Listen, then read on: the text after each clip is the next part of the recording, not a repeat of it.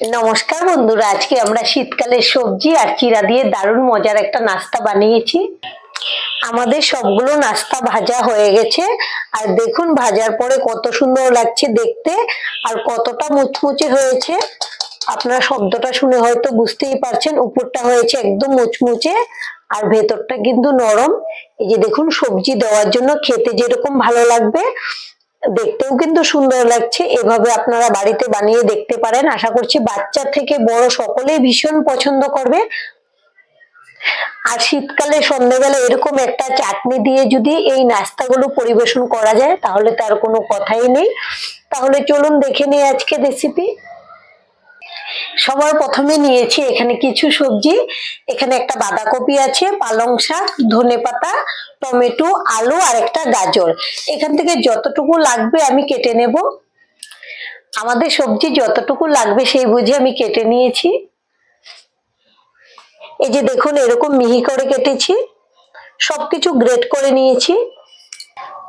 এখন সবকিছু একসঙ্গে করে নেব। আপনারা আপনাদের পছন্দ অনুযায়ী সবজি এড করে দেবেন। দিয়ে দিচ্ছি লবণ। এবার লবণ দিয়ে সবকিছু একসঙ্গে খুব ভালো করে মেখে নেব, তাহলে সবজির মধ্যে যে জলটা আছে এটা বেরিয়ে যাবে, তখন কিন্তু নাস্তাটা খুব ভালো হবে। ভাজার সময় জলটা বের হবে না আর সবজিগুলো অনেকটাই মোলায়েম হয়ে যাবে। এমনিতে দেখবেন বাচ্চারা সবজি খেতেই চায় না, কিন্তু আপনারা যদি এভাবে সবজি দিয়ে নাস্তা বানিয়ে দেন ওরা কিন্তু মন ভরে খেয়ে নেবে আর বুঝতেই পারবেন না যে কতগুলো সবজি বাচ্চাদেরকে খাইয়ে দিলেন। এখনই দেখুন মাখার পরে কতটা সফট হয়ে যাচ্ছে। আমি খুব ভালো করে মেখে নিয়েছি। এখন এক জায়গায় জড়ো করে নেব আর এটা রেখে দেব 5 মিনিটের জন্য। 5 মিনিট পর দেখবেন কতগুলো জল বের হবে। আর এখানে নিয়েছি এক বাটি চিড়া। আমি শক্ত চিড়াটা নিয়েছি, এই নাস্তাটার জন্য এরকম শক্ত চিড়াটা নিলে কিন্তু বেশি ভালো হবে। এবার একটা বড় বাটিতে নিয়ে নেব আর এই চিড়াগুলোকে খুব ভালো করে ধুয়ে নেব, যে পর্যন্ত পরিষ্কার জলটা বের না হয়। আমি চিড়াগুলোকে 4 বার ধুয়ে নিয়েছি, এখন কিন্তু জলটা একদম পরিষ্কার বেরিয়েছে। এই জলটাকেও ফেলে দেব।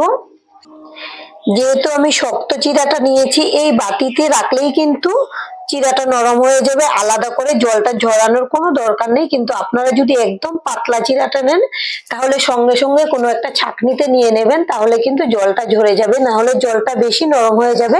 এখন আমি এভাবে রেখে দেবো 5 মিনিটের জন্য।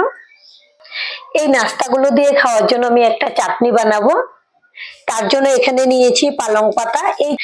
এই চাটনিতে যদি পালং পাতাটা দেওয়া যায় খেতেও খুব ভালো হয়, আর পালং পাতা তো এমনিতে খুব হেলদি। আমি দিয়ে দিলাম প্রথমে পালং পাতাগুলো, আর নিয়েছি অনেকগুলো ধনে পাতা, আর নিয়েছি একটা কাঁচা লঙ্কা। যেহেতু বাচ্চাদের জন্য বানাচ্ছি সেজন্য আমি একটা কাঁচা লঙ্কা দিয়েছি। ঝালটা আপনারা আপনাদের পছন্দ অনুযায়ী কম বেশি করে নেবেন। আর নিয়েছি আদা, রসুন আর পেঁয়াজ, সবকিছু একসঙ্গে দিয়ে দেব। আর দিয়ে দেব স্বাদ অনুযায়ী লবণ। আর এখানে নিয়েছি লেবু, আমি লেবুর রসটা দিয়ে দেব। একটু টক টক লাগলে চাটনিটা খেতে অনেক বেশি ভালো লাগে। এবার ঢাকনা লাগিয়ে এটাকে খুব ভালো করে পেস্ট করে নেব। এখন ঢাকনাটা খুলে নেব। আমি এটা পেস্ট করার সময় অল্প একটু জল দিয়েছি। এখন গ্যাসের মধ্যে একটা হাতা বসিয়েছি, দিয়ে দেব সর্ষের তেল। তেলটাকে গরম করে নেব। আর এখানে নিয়েছি কালো সর্ষে, দিয়ে দেব। সর্ষেগুলো কিন্তু ফুটতে শুরু হয়েছে। এখানে নিয়েছি কয়েকটা কারি পাতা। এবার এই ফোড়নটাকে দিয়ে দেব চাটনির মধ্যে। আপনারা চাইলে কিন্তু ফোড়নটা না দিয়েও খেতে পারেন, কিন্তু এভাবে ফোড়ন দিলে বেশি ভালো লাগবে চাটনিটা। আমি পরে এটাকে খুব ভালো করে মিশিয়ে নেব। এদিকে দেখুন, চিড়াগুলো যে ভিজিয়ে রেখেছিলাম জলটা কিন্তু পুরোপুরি টেনে নিয়েছে আর একদম সফট হয়ে গেছে চিড়াগুলো। আর সবজি থেকে কতগুলো জল বেরিয়েছে আর অনেকটাই সফট হয়ে গেছে। এবার আমি সবজির জলটাকে চিপে বের করে নেব।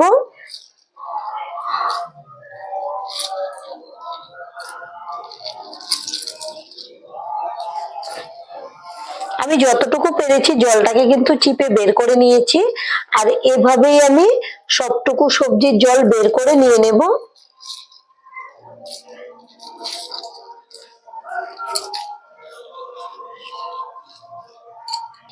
সবজি থেকে দেখুন কতগুলো জল বেরিয়েছে। এই জলটা সহ বানালে কিন্তু একটুকু ভালো লাগতো না। আর এখানে নিয়েছি আদা, রসুন, পেঁয়াজ আর কাঁচা লঙ্কা একসঙ্গে আমি একটু থেতো করে নিয়েছি। এখানেও বলছি ঝালটা আপনারা যদি বেশি খেতে পছন্দ করেন তাহলে ঝাল বেশি করে দিয়ে দেবেন। এখানে আমি একটা লঙ্কা দিয়েছি। এবার দিয়ে দেব কিছু গুঁড়ো মশলা। নিয়েছি হলুদের গুঁড়ো, ধনে গুঁড়ো, জিরে গুঁড়ো, কাশ্মীরি লঙ্কার গুঁড়ো। এতে ঝাল হবে না, সুন্দর একটা কালার আসবে। আর দিয়ে দেব চাট মশলা। এটা দেওয়ার জন্য সুন্দর একটা সেন্ট হবে, টেস্টটাও কিন্তু অনেকটা বাড়িয়ে দেবে। আর দিয়ে দেব স্বাদ অনুযায়ী লবণ। আর এখানে নিয়েছি পেঁয়াজ কুচি আর ধনেপাতা কুচি। এবার সমস্ত কিছু একসঙ্গে খুব ভালো করে মেখে নেব। শীতকালে সন্ধ্যাবেলা যদি এরকম নাস্তা থাকে তাহলে তো আর কোনো কথাই নেই, আপনারা পেট ভরে খেতে পারবেন।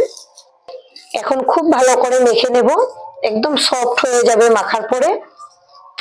আমি সবকিছু খুব ভালো করে একসঙ্গে মেখে নিয়েছি, আর মাখার পরে দেখুন কতটা সফট হয়েছে। এখানে আমি অল্প একটু নিয়েছি ময়দা, এটা বাইন্ডিং এর কাজ করবে। আপনারা চাইলে কিন্তু এটা না দিলেও হবে, তবে আমি দেব, একটু দেখতে সুন্দর হবে, মানে তেলতেলে ভাবটা হবে। আমি এখানে 4 চা চামচ ময়দা নিয়েছি। এখন একসঙ্গে আবারও খুব ভালো করে মেখে নেব, বা একটু চালের গুঁড়িও দিতে পারেন ময়দার জায়গায়।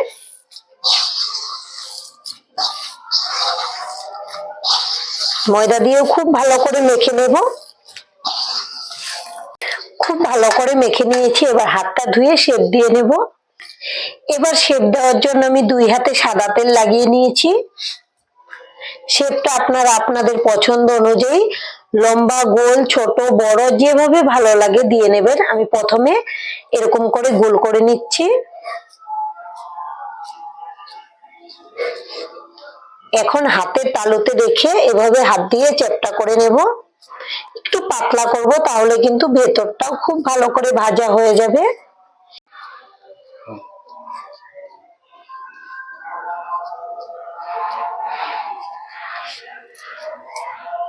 এই যে দেখুন একটা শেপ দিয়ে নিয়েছি, আর সাইড গুলো কিন্তু আমি পাতলা করেছি।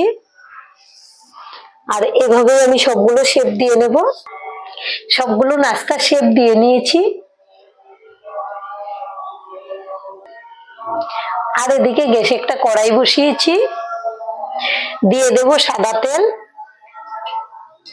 তেলটাকে মিডিয়াম গরম করে নেব।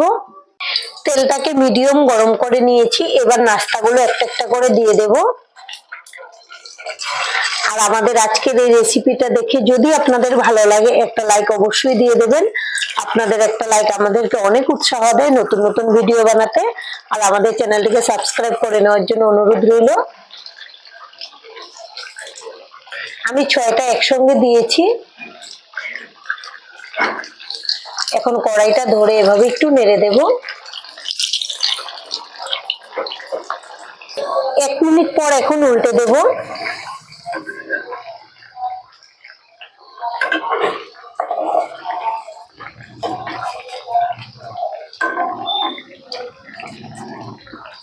হালকা কিন্তু কালারটা আসতে শুরু হয়েছে, আর গ্যাসের ফ্লেমটা আমি মিডিয়ামে রেখেছি, তাহলে ভেতর থেকে খুব ভালো করে ভাজাটা হয়ে যাবে। আর যদি হাই ফ্লেমে ভাজা হয় তাহলে কিন্তু উপর থেকে কালারটা খুব তাড়াতাড়ি চলে আসবে, আর ভেতরে কাঁচা থেকে যাবে। যেহেতু সবজি দেওয়া আছে, একটু সময় লাগিয়ে ভেজে নিতে হবে। আর এভাবেই উল্টে পাল্টে একদম মুচমুচে লাল লাল করে ভেজে নেব। এবার দেখুন নাস্তাগুলোকে একদম লাল লাল করে ভেজে নিয়েছি। এখন আমি তুলে নেব। আমি সব দিক থেকে ঘুরিয়ে ফিরিয়ে একদম লাল করে ভেজেছি।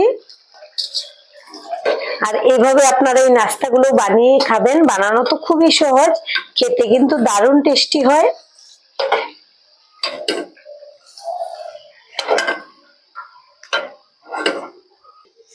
এভাবে আপনারা বাড়িতে বানিয়ে দেখতে পারেন, আশা করছি আপনাদের ভীষণ ভালো লাগবে।